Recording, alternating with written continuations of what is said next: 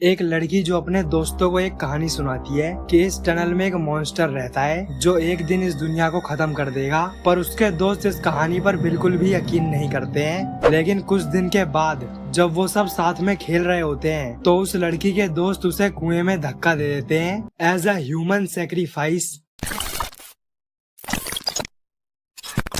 तो आपका स्वागत है इन्हीं आसानों की एक और साइकोलॉजिकल मांगा में। इस मांगा का नाम है निजिगाहारा होलोग्राफ, जिसका मतलब है rainbow field holograph. And as obvious ये भी एक साइकोलॉजिकल मांगा है जो आपके दिमाग से खेलती है। इस मांगा में हमें कुछ फ्रेंड्स की स्टोरी दिखाई गई है जो एक बहुत बड़े ट्रॉमा से सफर कर रहे हैं। इस मांगा में आप गंदा से गंदा जो भी इमेजिन कर सकते हो वो सब दिखाया है।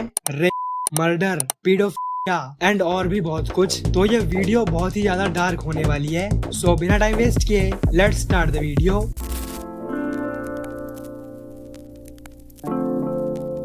ये कहानी है कुछ दोस्तों की जिन्होंने 11 साल पहले कुछ ऐसा किया था जिसका गिल्ट उन्हें आज तक है। उनमें से कुछ लोग उस इंसिडेंट को भुलाने की कोशिश कर रहे हैं, लेकिन वहीं कोई ऐसा भी है जो सिर्फ उसी के बारे में सोच रहा है। तो 11 साल पहले कुछ ऐसा हुआ था कि आर्ये किमुरा, जो उन्हीं दोस्तों के ग्रुप का पार्ट है, वो अपने दोस्तों को एक कहानी सुनाने लगी थी कि उस टनल में सच में एक मॉन्स्टर रहता है जो एक दिन इस दुनिया को खत्म कर देगा। तो वो यही सब बार बार अपने दोस्तों से बोलने लगती है एंड ऑब्वियसली उस पर कोई भी यकीन नहीं करता है। वो सब उसका मजाक बनाने लगते हैं। लेकिन तभी उनमें से एक लड़का बोलता है कि अगर हम उस मॉन्स्टर को एक सैक्रिफाइस ऑफर करें तो हम बच सकते हैं। एंड फिर क्या, वो सब एक दिन ऐसे ही खेल रहे होते हैं एंड क्योंकि वो सब 10-11 साल के छोटे बच्चे हैं तो वो धीरे धीरे आर्ये को बुली करने लगते हैं। एंड खेलते खेलते ही वो आर्ये को एक कुएं में धक्का दे देते हैं एज अ ह्यूमन सैक्रिफाइस, क्योंकि वो कुआं उसी रेनबो टनल से जुड़ा हुआ है। अब उन्होंने सच में ऐसा सोच के नहीं धक्का दिया कि ये ह्यूमन सैक्रिफाइस है, बट ये एज अ मेटाफर है कि उन्होंने कैसे भी करके उस लड़की को टनल में धक्का दे दिया। तो उस टनल में गिरने के बाद आर्ये तब से अभी तक कोमा में है, यानी कि वो 11 साल से कोमा में है। अब हमें ये स्टोरी बार बार कभी पास्ट में तो कभी प्रेजेंट में दिखाई जाती है, तो मैं ऊपर एक टेक्स्ट लिख दूंगा जिससे आपको कोई कंफ्यूजन नहीं होगा। एनीवेज, तो अभी हम प्रेजेंट में हैं। यहाँ हम सुजुकी को देखते हैं और ये भी उन्हीं का क्लासमेट था जिन्होंने आर्ये को कुएं में धक्का दिया था। एंड ये स्टोरी हम सुजुकी के पर्सपेक्टिव से ही देखते हैं। तो वो एक हॉस्पिटल में होता है क्योंकि उसके फादर एडमिट हैं। ये उसके ब्लड रिलेटेड फादर नहीं है क्योंकि सुजुकी उनकी दूसरी वाइफ का बेटा है जो कि अब इस दुनिया में नहीं है। एंड इसके बाद हम कोमात्सु जाकी को देखते हैं और ये भी उन्हीं का क्लासमेट था। कोमात्सु जाकी आर्ये से प्यार करता था और स्कूल के टाइम कोमात्सु भी अपने क्लासमेट्स को बुली करता था। एंड इन्हीं सब ने मजाक मजाक में आर्ये को बुली करते करते उसे कुएं में धक्का दे दिया था, जिससे वो अभी तक कोमा में है। तो कोमात्सु को इसी चीज का आज तक गिल्ट है। वो हमेशा आर्ये के बारे में ही सोचता रहता है। फिर वो अपनी जॉब पर पहुंच जाता है जहां आर्ये के फादर भी काम करते हैं। तो वो देखता है कि उस शॉप का ओनर आर्ये के फादर को काम से निकाल रहा है। वो बोल रहा है कि मैंने तुम्हें यहाँ इसलिए रखा है क्योंकि तुमने मेरे फादर से पैसे लिए थे, लेकिन तुम ऐसे उन पैसों को नहीं चुका पाओगे। तो एक काम करो, तुम मुझे अपनी उंगलियां काट के दे दो, तुम्हारी 7-8 उंगलियों में मैं उनका सारा पैसा माफ कर दूंगा। और ये सुन के आर्ये के फादर बिल्कुल डर जाते हैं और बाहर से ये सब कोमात्सु सुन रहा है। तो फिर काम के बाद वो सब अपने घर चले जाते हैं जहाँ कोमात्सु को उसके क्लास की दोस्त मिलती है जिसका नाम है माकी अरामाका। एंड इसी ने आर्ये को सबसे ज्यादा बुली किया था जिससे वो कुएं में गिरी एंड अभी तक कोमा में है। अब उसने ऐसा इसलिए किया क्योंकि जब वो स्कूल में थे तब कोमात्सु उसका क्रश था, बट वो हमेशा आर्ये के साथ रहता था तो इसीलिए ये आर्ये को बुली करती थी। तो ये दोनों बहुत सालों के बाद मिल रहे हैं। यहाँ माकी उसे अपने कैफे का कार्ड देती है और बोलती है मैं इस कैफे में काम करती हूँ, तो तुम जब भी बोर फील करो तो वहाँ आ जाना। और फिर क्या, वो अगले दिन वहाँ पहुँच जाता है जहाँ हम उसके कैफे ओनर से मिलते हैं जिसका नाम है मकोतो हिगुरे।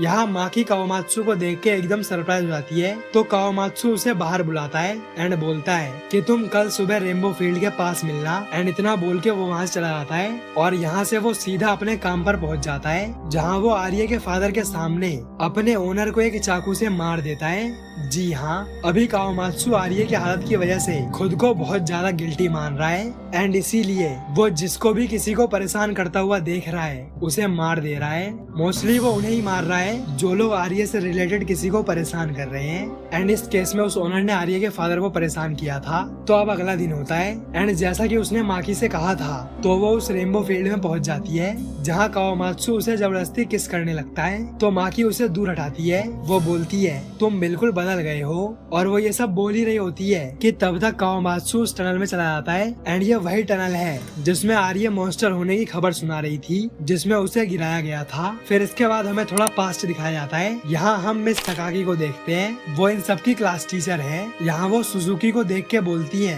क्या तुम अकेले घर जा रहे हो? तो वो बोलता है हाँ। लेकिन तभी वहाँ हिगुरे आती है। तो मिस तकाकी उससे बोलती है तुम दोनों का घर एक ही डायरेक्शन में है तो तुम सुजुकी के साथ चली जाओ। एंड फिर वो दोनों घर जाने लगते हैं। रास्ते में हिगुरे उससे बोलती है कि मेरे भाई के पास निंटेंडो है, क्या तुम खेलना चाहोगे? एंड उसका भाई कोई और नहीं वो प्रेजेंट कैफे ओनर है माकोतो हिगुरे। तो सुजुकी उसके घर चला जाता है। फिर हम मिस तकाकी को हॉस्पिटल में देखते हैं जहाँ आर्य एडमिट है। वहाँ उसके फादर भी होते हैं। तो वो उनसे पूछती है कि अब आर्य कैसी है? तो वो बोलते हैं कि वो अभी भी कोमा में है एंड अब तो उसे कोमा में 11 साल हो चुके हैं, वो अभी तक नहीं उठी है। एंड वहीं दूसरी तरफ हम कावामात्सु को भी देखते हैं जहाँ वो एज ऑब्वियस अपने फ्रेंड को बुली कर रहा है। बट ये बुलिंग कुछ नेक्स्ट लेवल पे पहुँच गई है। यहाँ कावामात्सु अपने दोस्त के गाल पे चाकू मार देता है एंड फिर उसका दोस्त उसके सर पे पत्थर मार देता है जिससे वो बेहोश हो जाता है। तो वो कावामात्सु को भी उसी कुएं में गिरा देते हैं जिसमें आर्य गिरी थी। एंड मुझे ऐसा लगता है कि इसी वजह से फ्यूचर में कावामात्सु ये सब कर रहा है। इस कुएं में गिरने की वजह से उसका माइंड थोड़ा अनस्टेबल हो गया है। तो सुजुकी हिगुरे के घर से गेम खेल के आ रहा होता है। यहाँ हिगुरे उसे आई लव यू बोलती है बट सुजुकी उसे बदसूरत बोल के वहाँ से भागने लगता है। एंड वहीं हम देखते हैं कि नीचे कावामात्सु को भी होश आ गया है तो वो उस टनल से बाहर आ गया है। एंड अब हम प्रेजेंट में आ जाते हैं जहाँ हम देखते हैं कि कावामात्सु अभी भी उसी टनल में बैठा हुआ है। इसके बाद हम माकी को देखते हैं जो माकोतो से बात कर रही है। लेकिन तभी वहाँ एक पुलिस ऑफिसर आता है। वो उन्हें कावामात्सु की फोटो दिखा के बोलता है कि इसे हम एक मर्डर के सस्पेक्ट में ढूंढ रहे हैं, तो क्या तुम लोगों ने इसे कहीं देखा है? एंड वो मना कर देते हैं जबकि माकी को पता है कि वो कहाँ है। और ये सब सुन के माकी काफी डर चुकी है कि कावामात्सु ने एक मर्डर कर दिया है। तो वो माकोतो के घर चली जाती है एंड वहाँ वो डर के मारे माकोतो को आर्य के बारे में सब कुछ बता देती है कि कैसे उन्होंने बचपन में उसे बुली किया था, उसे कुएं में गिरा दिया था और वो अभी तक कोमा में है। एंड ये सब बताने के बाद उसे होश आता है कि उसे ये नहीं बताना था। तो वो वहाँ से जाने लगती है। लेकिन तभी हम देखते हैं कि वहाँ बहुत सारी बटरफ्लाईज आ जाती हैं। ये सब उसी टनल से आ रही हैं जहाँ कावामात्सु को आर्य एक एस्ट्रल फॉर्म में दिख रही है। अब ये सब उसकी इमेजिनेशन है। तो वो बटरफ्लाईज देख के माकोतो माकी से बोलता है कि तुम इस सीन की पेंटिंग बनाना, ये बहुत ही सुंदर है। तो वो बोलती है मैं नहीं बना पाऊंगी क्योंकि ये बहुत ज्यादा सुंदर है।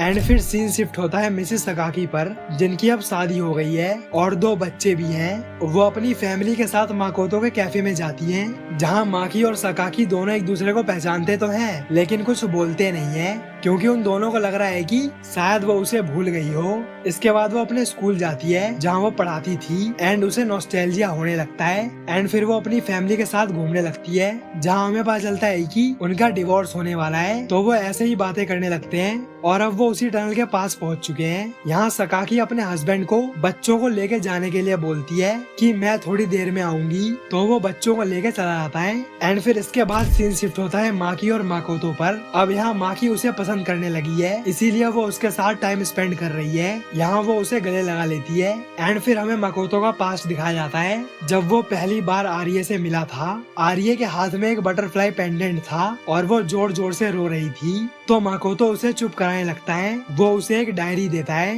एंड फिर आर्य ने यहीं से एक इमेजिनरी कहानी बनाना शुरू कर दिया था कि उस टनल में एक मॉन्स्टर रहता है। यहाँ वो और भी स्टोरीज लिखती जा रही थी लेकिन तब तक माकोतो का इंटरेस्ट उसकी स्टोरी से चला गया था और वो आर्य का करने लगता है। जी हाँ, माकोतो ने एक छोटी बच्ची का किया। वो बाहर से बस सीधा है लेकिन अंदर से वो एक दरिंदा है। आर्य के साथ सिर्फ इतना ही नहीं हुआ, इन सब के बाद उसके क्लासमेट्स ने उसे बुली किया एंड उसे कुएं में गिरा दिया जिससे वो अभी तक कोमा में है। तो अब हम प्रेजेंट में आते हैं जहाँ वो माकी के साथ करने के बाद एक कैंची उठा लेता है एंड उसके पास आके उसके बाल काटने लगता है और उसे गालियां देने लगता है, जो देखते ही माकी एकदम डर जाती है। वो तुरंत भाग के उस टनल के पास पहुंच जाती है जहां उसका पीछा करते हुए माकोतो भी पहुंच जाता है एंड वो उसके साथ जबरदस्ती करने लगता है। लेकिन तभी उस टनल से कावामात्सु आता है एंड वो पीछे से माकोतो की पीठ में एक अम्ब्रेला घुसा देता है, जिससे माकोतो की वहीं डेथ हो जाती है। और यही हमें पता चलता है कि माकोतो ने सिर्फ यही नहीं किया था, उसने 10 साल पहले खुद अपने घर में आग लगा दी थी जिसमें उसकी बहन हिगुरे जल के मर गई थी। तो अब यही उसे उसके पापों का फल मिलता है और अब कावामात्सु का ये दूसरा मर्डर है। फिर इसके बाद कावामात्सु वापस से टनल में चला जाता है एंड वहीं दूसरी तरफ माकी इस इंसिडेंट से बहुत ज्यादा टेरिफाइड हो चुकी है। तो इसके बाद अगला दिन होता है, माकी आर्ये को देखने हॉस्पिटल जाती है। वो उसे देख के बोलती है कि ये अभी तक कोमा में है, जबकि हमने जो किया वो हम बिल्कुल भूल गए हैं। और इतना गिल्टी फील करके वो खुद से सवाल पूछती है कि आखिर हमने ये क्यों किया था। एंड इसके बाद वो उसी टनल के पास जाती है जहाँ उसे कावामात्सु मिलता है। वो उससे बोलती है, कल मुझे बचाने के लिए थैंक यू, लेकिन अगर तुम यहीं छुपे रहोगे तो पुलिस जल्द ही तुम्हें ढूंढ लेगी। तो वो उसे एक बटरफ्लाई पेंडेंट देता है एंड ये आर्ये का ही है। वो उससे बोलता है, मैं जो ढूंढ रहा था वो मुझे मिल गया और जो इसे डिजर्व करता है वो आने वाला है, तो तुम ये उसे दे देना। तो माकी पूछती है, किसे देना है? तो वो बोलता है, ये तुम खुद समझ जाओगी। एंड इतना बोल के वो वहाँ से चला आता है। और अब काफी टाइम बीत जाता है। यहाँ हम आर्ये को देखते हैं, अब वो फाइनली कोमा से बाहर आ गई है। वो खड़ी होके कहीं जाने लगती है एंड इसी के साथ हम सुजुकी को देखते हैं। वो अपनी मॉम की ग्रेव के पास खड़ा होता है एंड तभी वहाँ माकी आती है। वो उसे कावामात्सु का दिया हुआ पेंडेंट देती है और उससे बोलती है, मैं श्योर तो नहीं हूँ लेकिन मेरे हिसाब से ये पेंडेंट तुम्हें ही देना है। और वो ये उसे दे के वहाँ से चली जाती है एंड फिर सुजुकी भी वहाँ से जाने लगता है। बट तभी वहाँ आर्या आती है। वो उससे बोलती है, फाइनली हम मिल गए। आगे वो बोलती है, अब तुम्हें और ज्यादा सफर करने की कोई जरूरत नहीं है, सब कुछ माफ हो चुका है। एंड उसे देखते ही सुजुकी उसके साथ जबरदस्ती करना शुरू कर देता है। तो आर्ये बोलती है, मैं अब अपनी मॉम की आवाज सुन सकती हूँ, बिग ब्रदर। तो यानी कि आर्ये उसे अपना भाई समझ रही है, यानी कि उसकी याददाश्त जा चुकी है। तो ये सुनते ही सुजुकी एकदम डर जाता है। वो उसे मारने लगता है एंड तुरंत वहाँ से भागने लगता है। और इसी के साथ ये मांगा यहीं खत्म होती है। तो यानी कि कुछ लोगों के मजाक की वजह से एक लड़की की जिंदगी बर्बाद हो गई एंड जिन्होंने ये सब किया कुछ तो इसके बारे में भूल ही गए कि उन्होंने कुछ ऐसा भी किया था और उनमें से कुछ बहुत ही गिल्ट में चले गए। तो इस मांगा की स्टोरी बहुत ही कॉम्प्लिकेटेड तरीके से दिखाई गई है एंड एक बार में तो मेरे भी समझ में नहीं आया था, बट मैंने सबसे इजीएस्ट वे में इसे एक्सप्लेन करने का ट्राई किया है। सो आई होप कि आपको ये वीडियो पसंद आई होगी। और अगर आपको ऐसी और भी वीडियोस देखनी है तो आप मेरी इन वीडियोस को जरूर चेकआउट करें, मैं आपको वहीं मिलूंगा। So thanks for watching this video, मिलते हैं नेक्स्ट वीडियो में।